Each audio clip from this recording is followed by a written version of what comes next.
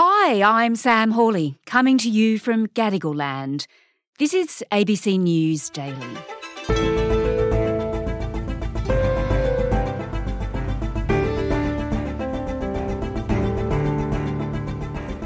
Israeli troops are massing on the border of Gaza amid signs they could be preparing for a major ground invasion of the densely populated Palestinian territory.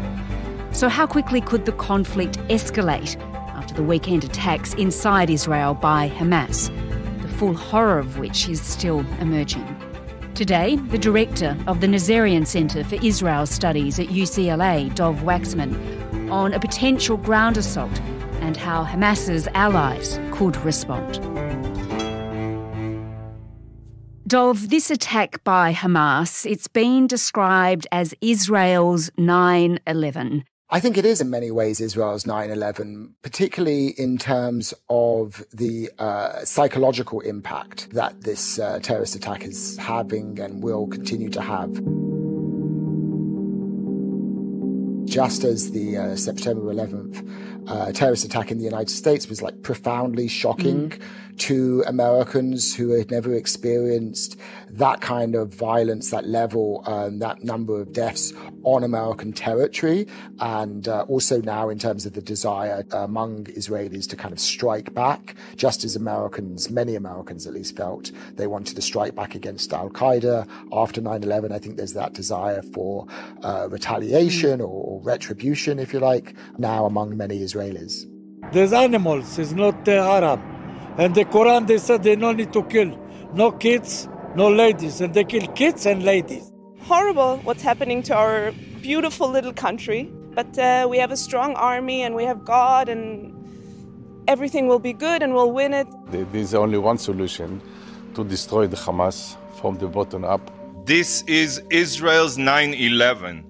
And Israel will do everything to bring our sons and daughters back home.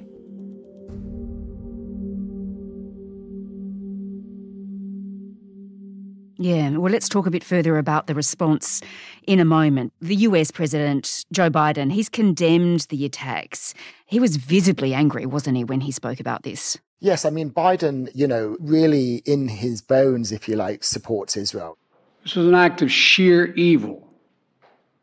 More than 1,000 civilians slaughtered, not just killed, slaughtered in Israel. Parents butchered using their bodies to try to protect their children. Stomach-turning reports of babies being killed. Entire families slain. It was both the scale of the attack and the savagery of the attack is really unprecedented. I mean, Hamas, have carried out scores of terrorist attacks against Israelis, civilians over the years. That really pales before the attack that Hamas perpetrated on Saturday. They held Israeli civilians prisoner in their homes for hours on end and, of course, abducted over 100, took them back as hostages to the Gaza Strip. Yes. Then at the music festival.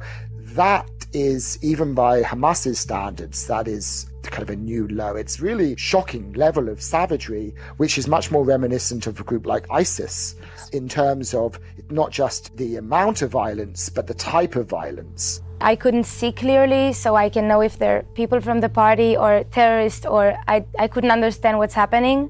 I think that was the moment when I understand that maybe it's the end and maybe we're gonna die here, because it felt like in my next step they're gonna shoot me.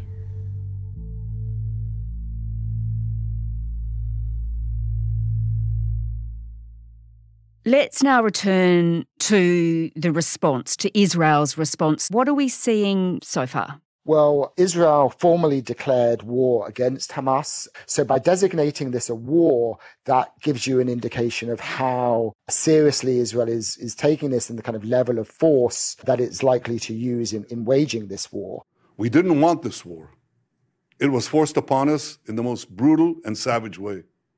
But though Israel didn't start this war, Israel will finish it. There's already massed soldiers on the border with Gaza, which indicates to me that a large-scale ground invasion is likely. So I think it's already becoming clear, and I think it will continue to become clearer in the days ahead, that this war is going to be bigger, longer and more devastating and more deadly for both sides than previous rounds of fighting. Hamas will understand that by attacking us, they've made a mistake of historic proportions. We will exact a price that will be remembered by them and Israel's other enemies for decades to come.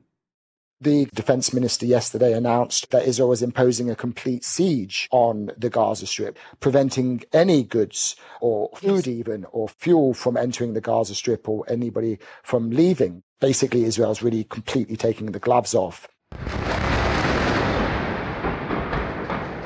Of course, the Palestinian death toll is rising very quickly too. There is a real massacre being committed against innocent civilians in the Sabra area. There are dozens of victims, and ambulances and civilian vehicles are still evacuating the victims from this house that was directly targeted. We are doing everything we can. But very soon, the food supplies and basic needs in Gaza are going to run out.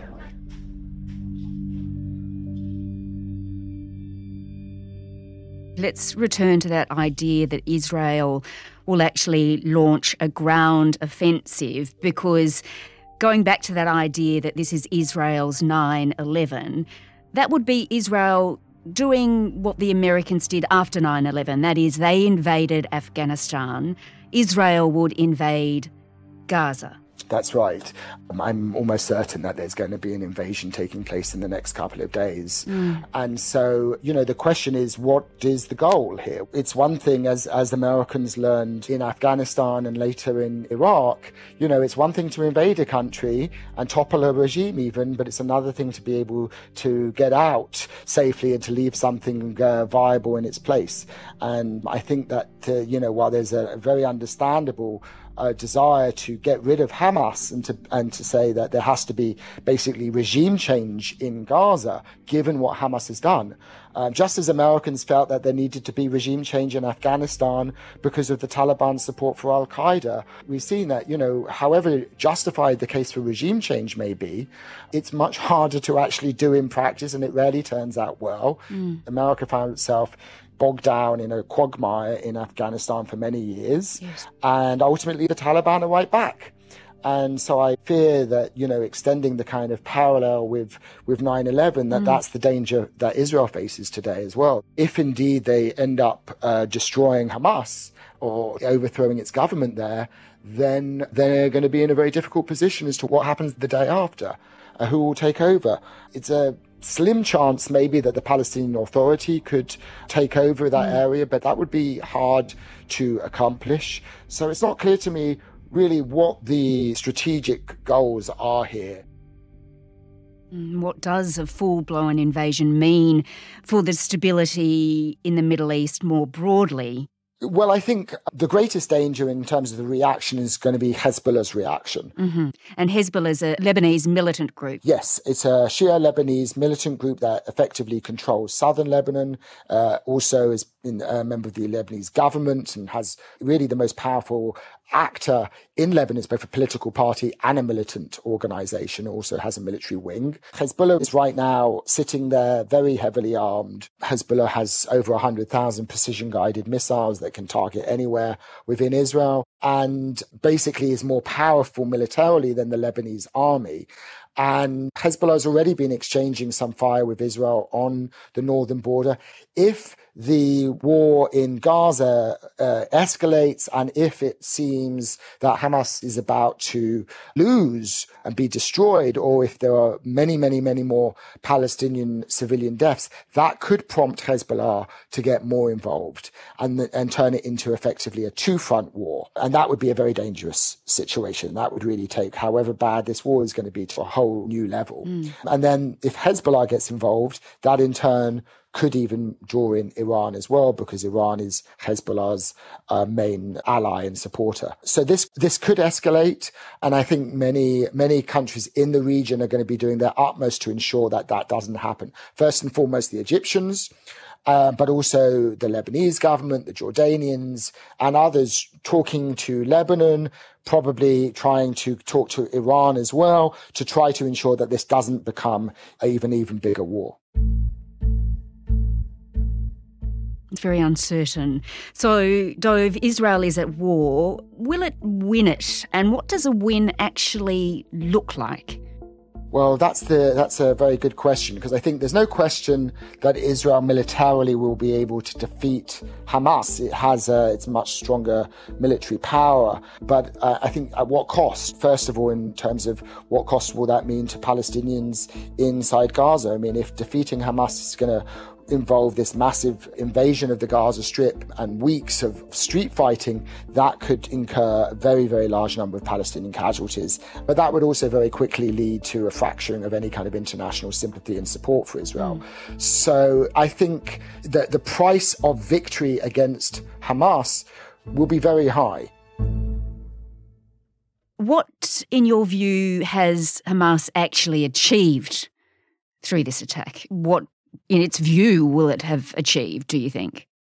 I think apart from this demonstration of its capabilities, and clearly in and of itself, the fact that it was able to pull off an attack of such magnitude right under the noses of Israel, that in and of itself demonstrates its military prowess. And Hamas has long been trying to position itself as the leader of the Palestinians. They're hoping that this will kind of bolster their image and their popularity among Palestinians, and by proving that they are such an effective, quote unquote, resistance organization. And it's potentially also possible that Hamas wanted to derail any prospect for an agreement between Saudi Arabia and Israel. And it may have already succeeded in that respect as well, because it's going to be very difficult, I think, for the Saudis particularly to make an agreement with Israel in the wake of this war, if, as is happening, the war leaves so many Palestinians dead. Dov, there's always been hope, I think, of peace. But is there any prospect of that now? Well, I mean, I think it was a very slim prospect to begin with. I do believe that it is possible in the long run. Yes. Conflicts have beginnings and conflicts have ends. You know, eventually Israelis and Palestinians will have to find a way to live together, whether it's going to be in two states or not, but we'll have to figure out some way to live together peacefully. But it could take a long, long time for that to happen. You know, for now, it's about cessation of violence. It is possible to at least get them to stop killing each other. Dov Waxman is the director of the Nazarian Center for Israeli Studies at UCLA. This episode was produced by Bridget Fitzgerald, Nell Whitehead, Lara Corrigan and Anna John, who also did the mix. Our supervising producer is David Cody. I'm Sam Hawley. ABC News Daily will be back again tomorrow. Thanks for listening.